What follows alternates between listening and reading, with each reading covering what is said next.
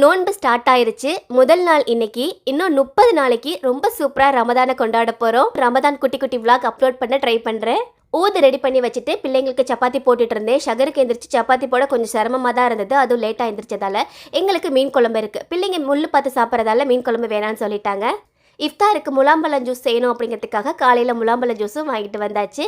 அப்படியே கம்பெனிக்கு வந்துட்டு சண்டே தான் இருந்தாலும் ஒர்க் அதிகமாக இருந்ததால் எல்லாரையும் வர சொல்லியிருந்தேன். என்னுடைய இந்த ஆசை மட்டும் இப்போ வரைக்கும் எனக்கு நிறைவேறலைங்க. ரேக் முழுக்க நம்ம ப்ராடக்ட் அடுக்கி வச்சு அழகு பார்க்கணுன்னு ஆசைப்பட்டிருக்கேன். ஆனால் ஒரு முறை கூட அப்படி நடந்ததே இல்லை. ஏன்னா எப்போதுமே ஃப்ரெஷ்ஷாக ரெடி பண்ணுறோம், அன்றைக்கி டிஸ்பேச் பண்ணுறோம்.